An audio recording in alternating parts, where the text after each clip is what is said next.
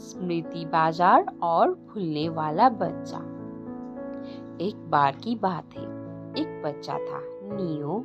वो हर रोज कुछ ना कुछ भूल जाता था। अपने नाम का मतलब, माँ की आवाज, दोपहर का सपना, सब धीरे धीरे उसके दिमाग से मिटता जा रहा था। डॉक्टर कहते थे उसकी यादें कमजोर है, लेकिन कोई नहीं जानता था कि वो उन्हें खो नहीं रहा था, कोई उन्हें चुरा रहा था।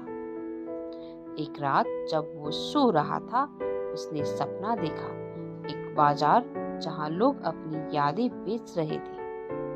कोई अपनी पहली बारिश की याद एक चमकती टोपी के बदले दे रहा था, कोई अपने पिता की हंसी को एक मीठे गीत में बदल रहा था, और कुछ लोग भूल जाने के लिए पैसा दे रहे थे। ये था स्मृति बाजार। नियो वहाँ अकेला नहीं था। एक बूढ़ा व्यापारी जिसकी आंखें दर्पण जैसी थी, उसके पास आया। तो फिर आ गया, उसने कहा। तू वही बच्चा है जिसकी यादें सबसे कीमती है, क्योंकि तू उन्हें जीने से पहले ही खो देता है। नियो डर गया। उसने पूछा, तुम मेरी यादों को क्यों चुराते हो? वृद्ध बोला, हमारी दुनिया तुम्हारी दुनिया से अलग है। हम सिर्फ उन्हीं यादों में जिंदा रहते हैं जो लोग भूल जाते हैं। तुम जैसा बच्चा जो धीरे धीरे सब कुछ भूलता है, हमारे लिए खजाना है। नियो ने हिम्मत जुटाई और बोला, अगर मैं अपनी सब यादें खुद से दोबारा बना लूं, तो क्या तुम उन्हें नहीं ले पाओगे? वृद्ध हंसा, कोशिश कर लो, लेकिन यादें बनती नहीं, जीती जाती है। तभी बाजार की भीड़ में एक छोटी लड़की आई, नोरा।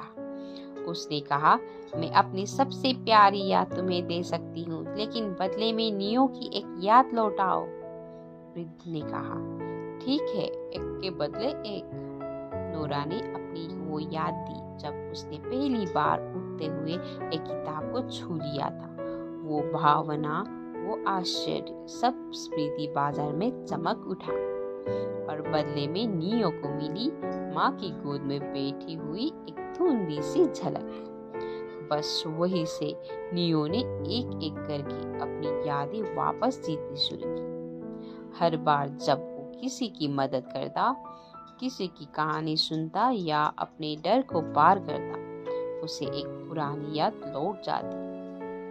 आखिर में स्मृति बाजार ध्वस्त हो गया, क्योंकि नियो ने सबको सिखा दिया कि जो यादें हम दिल से जीते हैं, वो कोई चुरा नहीं सकता। अब कहा जाता है, जब कोई बच्चा बिना कारण मुस्कुराता है, समझो उसने अपनी भूली हुई कोई प्यारी याद पा ली है। शायद नियो की तरह